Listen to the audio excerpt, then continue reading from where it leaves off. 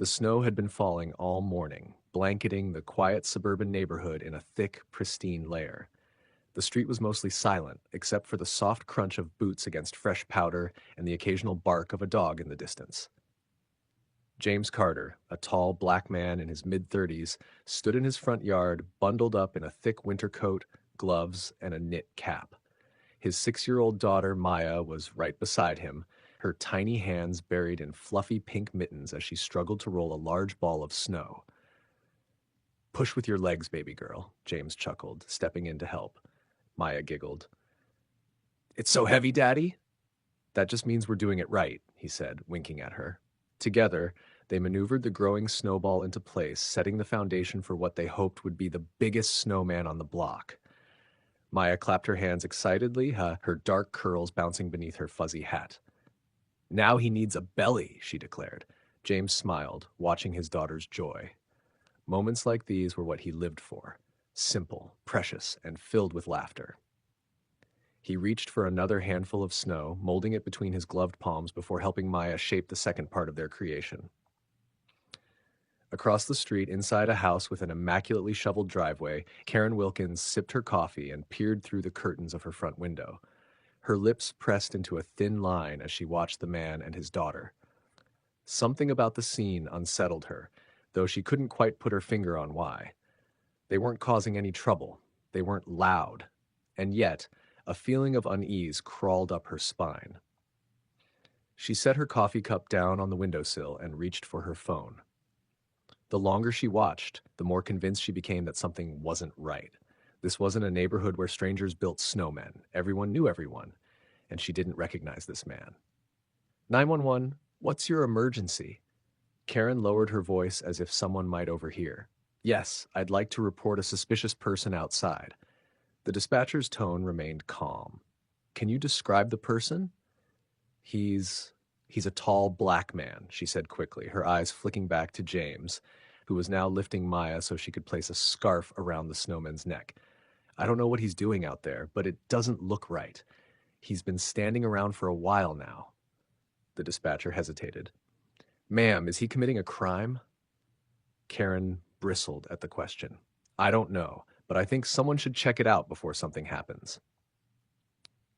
Back outside, James lifted Maya high into the air, making her squeal with delight. The scarf was now wrapped snugly around the snowman's neck, completing the look. He looks perfect, Maya cheered. James chuckled, setting her down. Almost. He still needs a nose. He reached into his pocket for a carrot and handed it to Maya. She grinned and pressed it into place. Neither of them noticed the woman across the street lowering her phone with a self-satisfied nod. A police car was already on its way. James knelt beside Maya, adjusting the snowman's carrot nose so it was perfectly straight. Maya, bundled in her purple coat and snow pants, jumped up and down excitedly, sending flurries of snow flying around her. He looks so cool, Daddy, she squealed, clapping her mittened hands together. James chuckled, brushing some snow off his gloves. Yeah, we did good, huh? Maya nodded enthusiastically. Can we give him a hat? James reached into the bag he'd brought outside and pulled out an old black beanie. Here, this'll keep him warm. He placed the hat on the snowman's head, stepping back with his daughter to admire their creation. It was moments like these that reminded James of his own childhood, snowball fights with his brothers, coming inside to warm up with hot chocolate, the pure magic of winter. He wanted Maya to have the same memories, ones she would carry with her forever. But just as he was about to suggest heading inside for some cocoa, he noticed something strange. A police car was rolling slowly down the street. James tensed, his smile fading just a little. The squad car inched closer, tires crunching over the icy pavement, before pulling up near the curb right in front of their house. Maya, oblivious to the sudden shift in her father's mood, gasped in excitement. Daddy, look, a police car! James swallowed, forcing himself to stay calm. There was no reason to panic. Maybe they were just patrolling the neighborhood. Maybe it had nothing to do with him. Then the officers stepped out. James recognized the look immediately. The stiff posture, the wary expression, the way the officer's hand hovered near his belt. He'd seen it before, too many times. Afternoon, the officer said, his voice clipped professional. He was a middle-aged man, stocky, his uniform pristine. His name tag read Officer Reynolds. James took a slow breath, keeping his hands visible. "Afternoon, officer. Something I can help you with?" Maya, still bouncing with excitement, tugged at her dad's sleeve. Daddy, is he here to see our snowman?" James gave her a reassuring squeeze on the shoulder. "Just give me a second, baby." The officer glanced at Maya before turning his attention back to James. "We got a call about a suspicious person in the area," he said. James exhaled sharply through his nose. "Of course." His jaw tightened. "A suspicious person? In my own yard?" The officer shifted uncomfortably, glancing at the snowman, then back at James. "Sir, I just need to ask a few questions. Do you live here?" James forced himself to keep his voice even. "Yes, my name is James Carter. I own this house. My daughter and I were just building a snowman." The officer studied him for a moment as if weighing his words. "Do you have ID on you?" James let out a humorless chuckle, shaking his head. "Seriously, I'm standing in front of my house building a snowman with my kid, and you want my ID?" Maya's excitement had faded, replaced with confusion. She looked up at her father, then at the officer. "Daddy?" James crouched to her level, brushing a curl from her forehead. "It's okay, baby. Go inside for a second." "But just for a second," he said gently. Maya hesitated before nodding, trudging toward the front porch. James stood back up, looking the officer in the eye. "Look, I don't know who called you, but this is ridiculous." The officer sighed, rubbing the bridge of his nose. "Sir, I just have to follow up. If everything checks out, I'll be on my way." James clenched his jaw but reached into his coat pocket, pulling out his wallet. He handed over his ID, watching as the officer examined it. Reynolds sighed, handing it back. "All right, Mr. Carter. Sorry for the inconvenience, just doing my job." James gave him a long look. "Yeah, I'm sure you are." As the officer turned to leave, James glanced across the street. That's when he saw her. Karen Wilkins was standing by her window, partially hidden behind the curtain, watching. James felt a surge of anger rise in his chest. He had lived in this neighborhood for almost 5 years. He'd mowed his lawn, waved to neighbors, even helped clear snow from driveways when people needed it. But somehow, to her, he was still suspicious. He took a deep breath, pushing the anger down. Not in front of Maya. Not today. As the police car pulled away, James walked up the porch steps where Maya was waiting. She looked up at him, her big brown eyes full of questions she didn't quite know how to ask. "Daddy," she whispered, "did we do something bad?" James felt his heart break a little. He knelt down, pulling her into a hug. "No, baby, we didn't do anything bad." "Then why was the police here?" James kissed the top of her head. "Because sometimes people don't understand what they see." Maya frowned, but nodded. "Okay." As James held his daughter close, he glanced back across the street. Karen was gone from the window. But James wasn't going to let this go. Not yet. James sat on the couch, staring out the window at the now empty street. His hands were clasped together, his fingers tapping against his knuckles in slow, steady beats. The encounter with the police still weighed heavily on him, leaving a bitter taste in his mouth. Across the room, Maya sat on the floor, quietly playing with her dolls. But something was different. Normally, she would hum to herself or make up little voices for her toys, lost in her own world. Now, she was silent. Every now and then, she would glance up at her father, her small brows furrowed in thought. James took a deep breath, forcing himself to push the anger aside. Maya didn't need to see him like this. He needed to be strong for her. "You okay, sweetheart?" he asked, his voice softer now. Maya looked up, hesitant. "Daddy, why did that lady call the police on us?" James felt his stomach tighten. He knew this question was coming. He had just hoped he'd have more time to figure out how to answer it. He sighed, running a hand over his face. "Sometimes, baby, people see things they don't understand, and instead of asking questions, they assume the worst." Maya frowned. "But we were just building a snowman." James nodded. "I know." Maya was quiet for a moment before she said, "Was it 'cause we're different?" James's heart clenched. He didn't want her to lose the innocence of childhood, didn't want her to carry the weight of the world on her tiny shoulders. But she was smart. She saw things. He sighed. "Some people, they don't like what's different. They think different is bad, even when it's not." Maya looked down at her doll, tracing her fingers over its curly hair. "That's not fair." "No, baby, it's not." James exhaled, pushing himself off the couch. He couldn't just sit here and stew in frustration. He needed to do something. "Come on," he said, holding out his hand. Let's go back outside. Maya looked up, surprised. Really? James nodded. Yeah, we're going to finish our snowman. If anybody has a problem with that, well, that's their problem. Maya grinned, jumping up to grab her mittens. James helped her bundle back up before stepping outside. The cold air hit him like a wall, but he welcomed it. He needed the clarity. He needed to remind himself that this was his home, his neighborhood.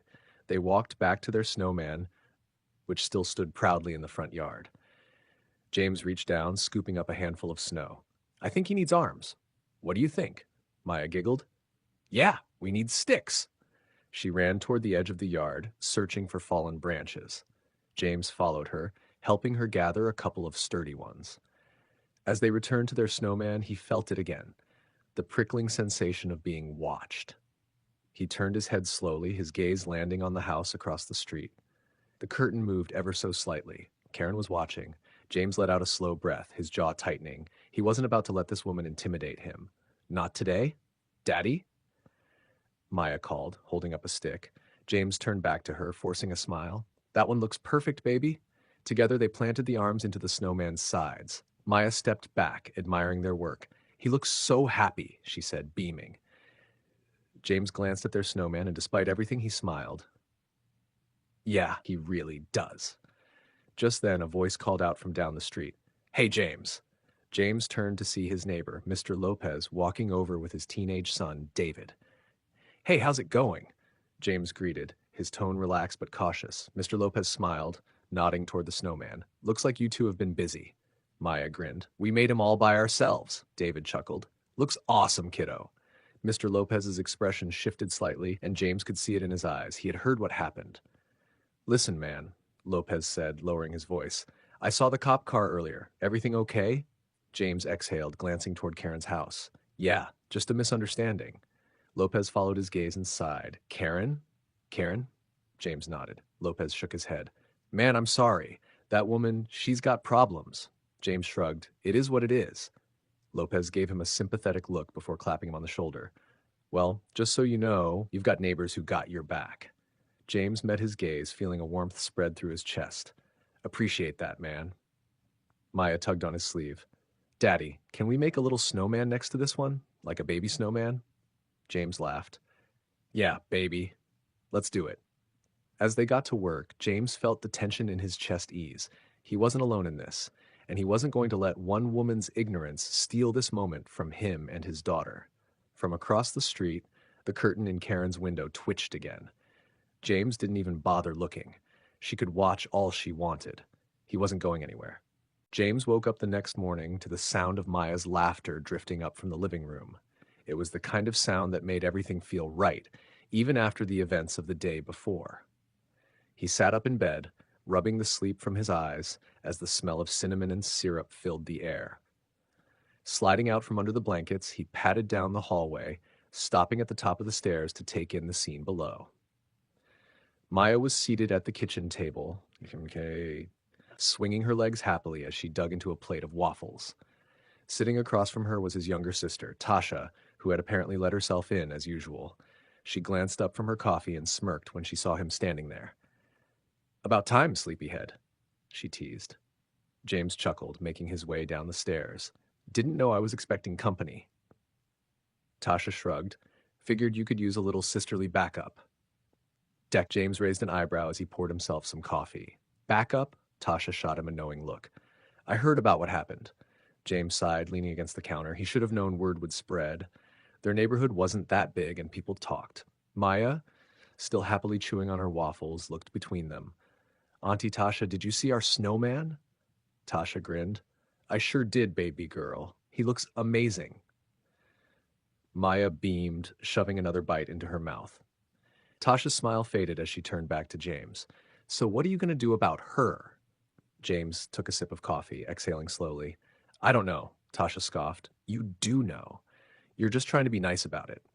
James shook his head. And what do you suggest? March over there and demand an apology. Tasha crossed her arms. Why not? That woman called the cops on you for building a snowman with your kid. She should be the one feeling uncomfortable, not you. James set his mug down, pinching the bridge of his nose. Trust me, I want to say something, but I have to think about Maya. At the mention of her name, Maya perked up. Think about me for what? James smiled gently. Just grown-up stuff, baby. Nothing you have to worry about. Maya nodded, satisfied, and went back to her breakfast. Tasha sighed, shaking her head. I get it, I do, but James, if you let her get away with this, she's just going to do it again. James knew his sister was right. Karen had crossed a line, and pretending it hadn't happened wasn't going to make it go away.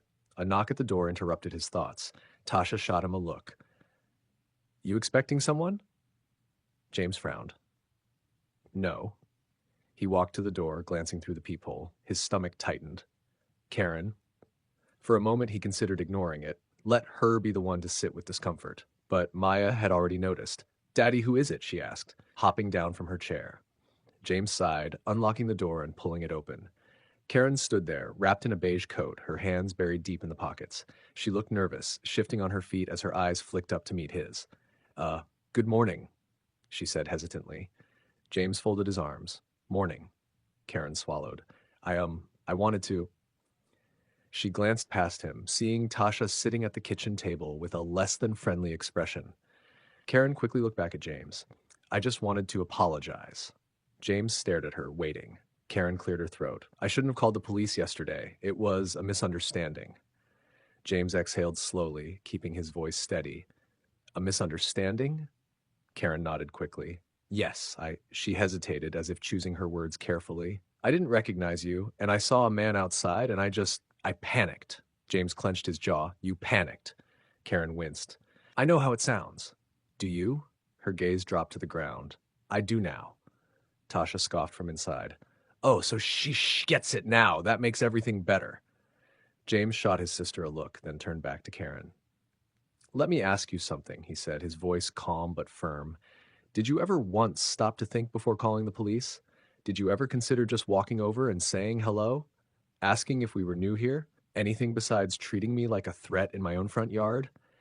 Karen swallowed hard, looking truly uncomfortable now. James shook his head.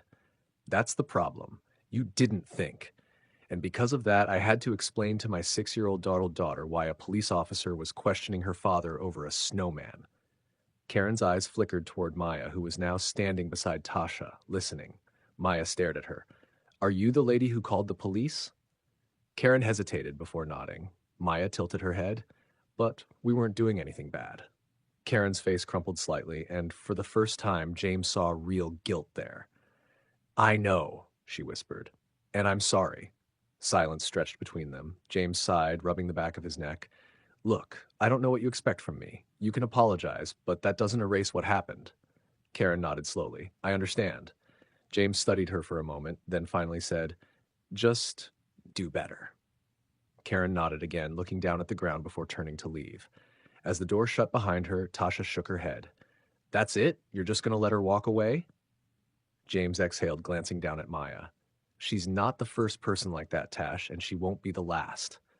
Maya tugged at his sleeve. Are we still making another snowman today?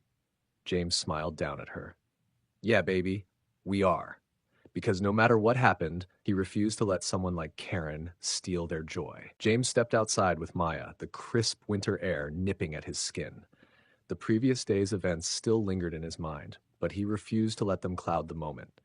Today wasn't about Karen, or the police, or the uneasy feeling that had settled in his chest since the encounter. Today was about Maya. She skipped ahead of him, her little boots crunching against the snow. Daddy, we should make a whole snow family, not just a baby snowman. There should be a mommy, a daddy, and a big sister too. James chuckled, shaking his head. A whole family, huh? That's a lot of work, kid. Maya turned to him with wide eyes. But we can do it. We're the best snowman makers ever. James looked at her, her tiny face lit up with excitement, and something in him softened. You know what? You're right. Let's do it. They got to work, rolling the snow into large, uneven spheres, stacking them carefully on top of each other. Maya giggled as she patted snow into place, as her little gloves dusted white. James shaped the figures with precision, making sure their new snow family stood proud and sturdy. As they worked, something strange happened. A few doors down, another family had come outside. The Lopez family. Mr. Lopez and his son David had started rolling their own snowballs, glancing over with smirks as if silently competing with James and Maya. Then, from another house, the Wilson twins, a pair of rowdy 10-year-olds, ran out, laughing as they joined in, quickly shaping their own snowmen. One by one, neighbors trickled outside. Some brought their kids, some just stood by their porches, watching. Others, to James's surprise, actually joined in. Before he knew it, the entire block had turned into a snowman building event. James paused, wiping sweat from his brow despite the cold. He glanced around, taking in the sight of his neighborhood, people laughing, chatting, working together. The tension from the previous day seemed to dissolve with every handful of snow packed into place. Even Tasha, who had stayed behind in the house earlier, eventually wandered outside, watching with an amused expression. "Look at you," she teased, nudging James. "Starting a movement." James smirked. "Not what I planned." She chuckled. "Still, it's nice." And it was nice. It was more than nice. It was something good, something real. As Maya placed the final touch on their snow family, a tiny scarf she had borrowed from one of her dolls, James looked across the street. Karen was standing on her porch, watching. For a moment, he thought she might go back inside. But then, to his surprise, she stepped forward. Slowly, cautiously, as if unsure whether she was welcome. She stopped near the edge of her yard, hesitating. James met her gaze. He didn't smile, didn't wave. He just looked at her, waiting. Finally, Karen bent down, scooped up a handful of snow, and began shaping her own small snowman. It wasn't much. It wasn't an apology that could undo what she had done. But it was something. James exhaled, shaking his head with a quiet chuckle. Maybe change wasn't always loud. Maybe sometimes it was as simple as neighbors, old and new, stepping outside together. Maya ran up to him, wrapping her arms around his waist. "Daddy, look! We made a whole snow world." James looked around, taking it all in. Their yard was filled with snowmen of all shapes and sizes. The entire street was dotted with them, standing tall under the winter sky, and for the first time in a long time, James felt something he hadn't expected. Hope. He looked down at his daughter, brushing snow from her hat. "Yeah, baby, we really did."